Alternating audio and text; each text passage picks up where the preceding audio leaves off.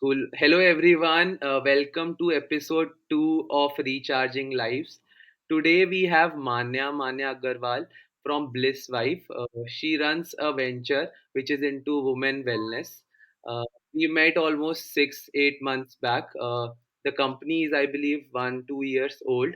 And now, yeah, we have scaled together. I mean, thanks to a good product market fit and, Manya's leadership abilities and right brief given to the team. I mean, the business is doing well and doing growing strong.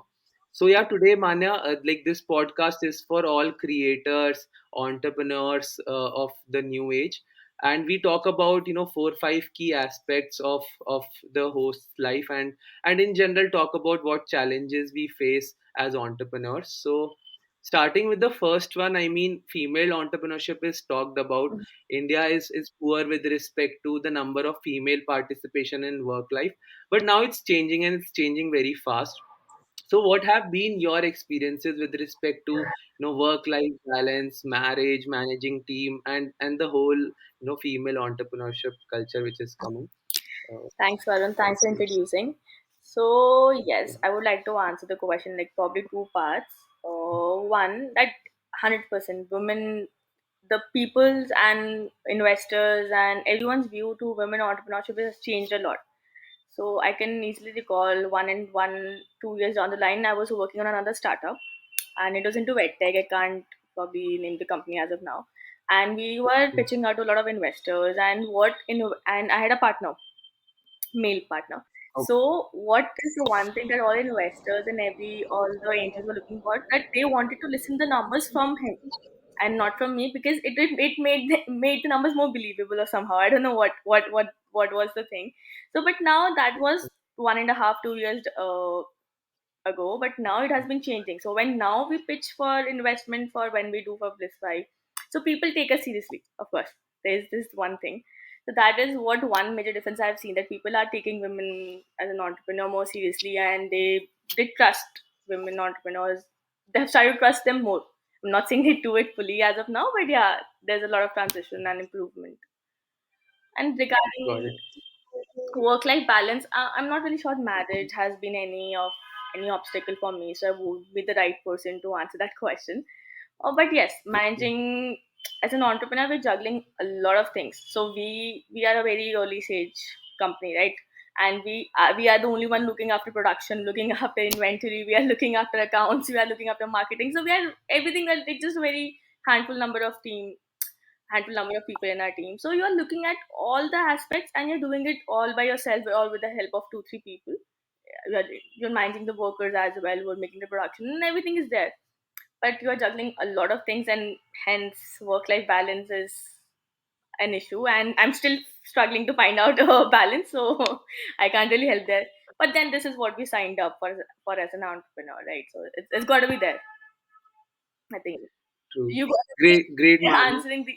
Even I'm looking for answers to the questions. Probably we'll find it out through a podcast again. Yeah, definitely. I was also hearing a podcast the other day by Mohit Sadana, who is the founder of the Moms Go. He did a startup with her wife also. So in general, I mean, family and work, it was going hand in hand with them.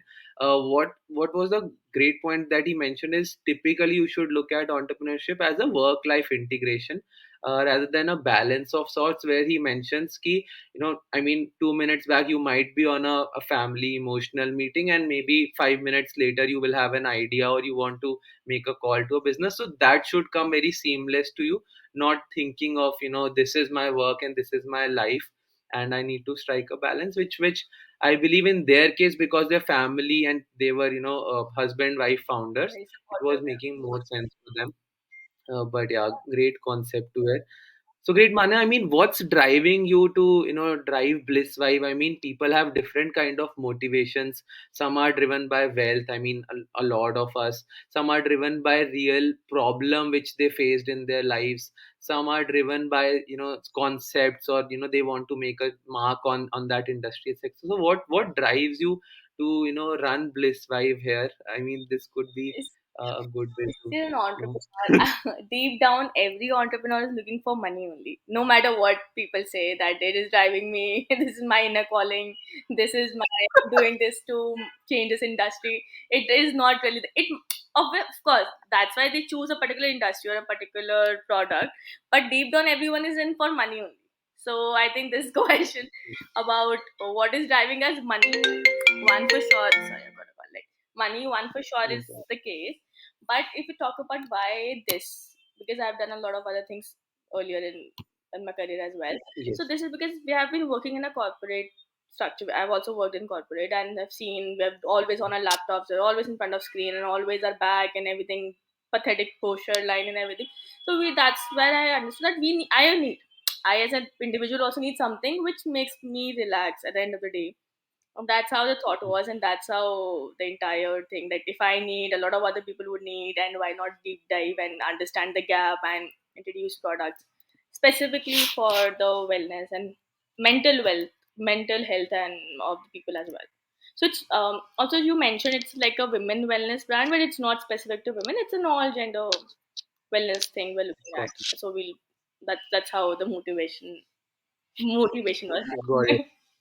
I think you very rightly mentioned, I mean, posture being discussed particularly after COVID. I mean, it took a lot of time to, jump out of your bed, or a lot of people were, working from their desk. I think the chair industry also boomed too much during COVID because everyone had to invest in a Ergonomics, chair, and yeah.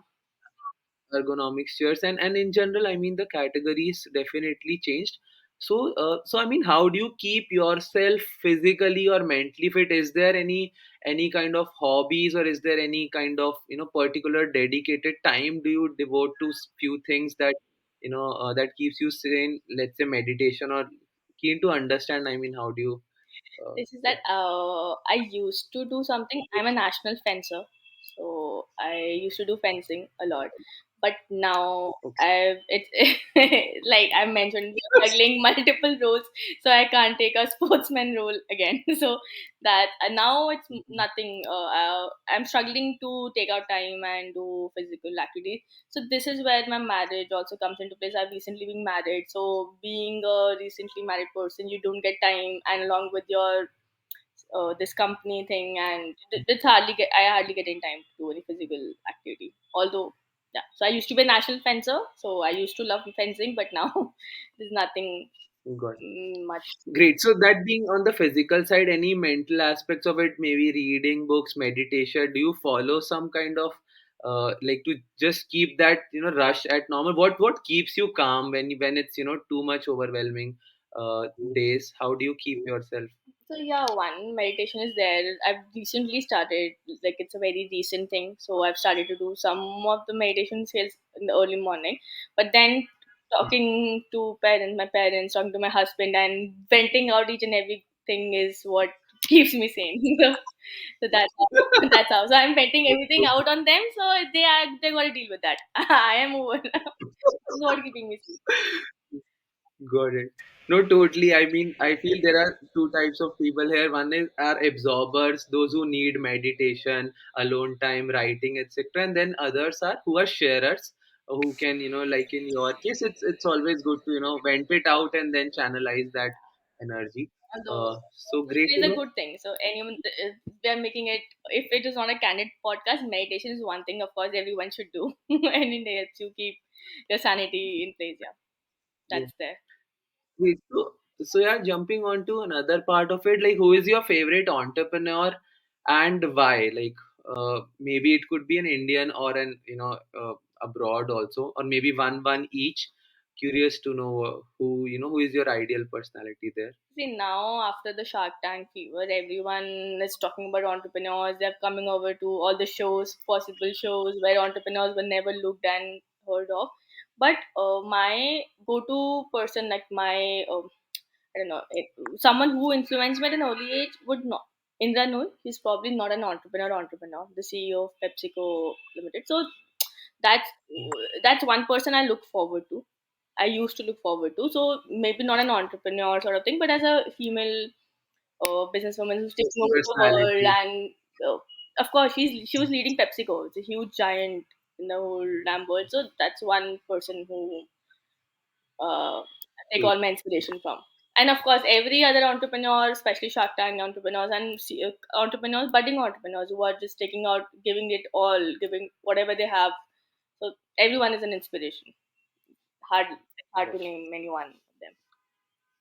Cool, Manya. So yeah, if if this is an imaginary part of the series, which is like if you have a magic wand, and just imagine 1 year down the line, maybe it's March 2025, and what would you want to achieve with your, let's say, professional or personal life? Any kind of goals, because usually entrepreneurs are driven by goals. Do you have any, or do you feel it's every day and it should be delta better every day, and I don't care about a destination? Uh, What I is think it's their a mindset? combination of both, I believe. So one, of course, we have goals. So if I have a magic wand, I would want to see Blissvive as a 100 crores company, which it will be. We are very hopeful. Okay. We are very hopeful and working. But again, the second part is there that delta changes every day is necessary. So I have read this Mhm. beautiful quote that motivation can lead us or driven can drive us for like a couple of days, but it's discipline which takes us further. So every day better improvement is will lead to our actual eventual goal, that is 100 crores company in 1 year, sort of a goal. Got it. Yeah, that's there. Yeah, like you mentioned, it's a microscope and a telescope. Some people call it, you have a microscope in one eye and a telescope in other, So which makes this journey very tiring, because you are looking at the next day and everything is on fire, but you still have to go You for a have to long. be very you have to be very ambitious. Know that even if this is going in losses today, it will make a profit of 100 crores one day. So yeah, it's very contradictory. It's very contradictory. True, true, So it's there. true. अभी production खराब हो गया but 10 दिन बाद पूरा lot चाहिए so होता है it's there. You gotta Cool, man. be Yeah, great. positive. You gotta have a positive aspect to it. That's one thing which is needs to be there. You can't lay low. Cool, man. Any particular book that you recommend to a person who is starting up or in the middle of the journey, maybe 1 2 year down the line, or a 30-year-old person planning to switch? Any kind of books that you recommend? No, I think I'm not the right person to recommend any book. So now with all this scrolling and micro learning thing going on, people have stopped reading any which way. So our attention span has gotten down to like 60 seconds, let alone be in minutes. So people who are not fond of books and recommending anything to them would not actually make sense. So there's a lot of podcasts, a lot of talks which they can listen to, which give the same effect as a book in this today's scenario. So probably they should. Although I cannot even, Got it. yeah, not a book person myself. Cool, man. So yeah, just entering the last part of this conversation. I mean, if you have a message to young folks who are in their college, or who are just planning to start up, any kind of tips or messages do you feel which can help them, particularly first time founders? So that will be of great help to them. Absolutely. First time founders, the problem which I faced myself as I loved our product way too much to see the reality. So just don't Okay. be madly in love with your business or your product or whatever you're building your service. Just see it from an outer person's perspective, a third person's perspective. That will give you a better functionality of the product. That is one thing which every entrepreneur should look into. Do not go mad after your product and ignore the reality.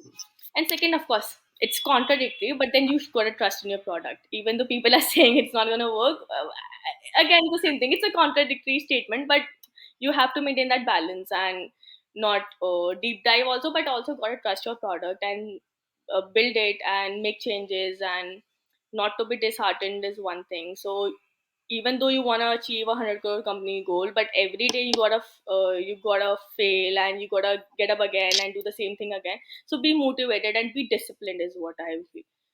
Like I've been mentioning, discipline will go way ahead than being motivated. That's the whole thing. Great, Manya. I think that's a great way to end this. So, on final note, thank you everyone for watching this. It was a great 15-minute, very crisp session. We'll make reels out of this, so that some nuggets that you can watch on Instagram. And thanks a lot, Manya, for taking out time on a Saturday on a cushy bed when you know wish to sleep for next 2 3 hours. Hope you have a great sleep, and thank you everyone for watching this. At a great time. Thanks, Varun. Thank you Thank so much you. for having me here. Thank you. Bye.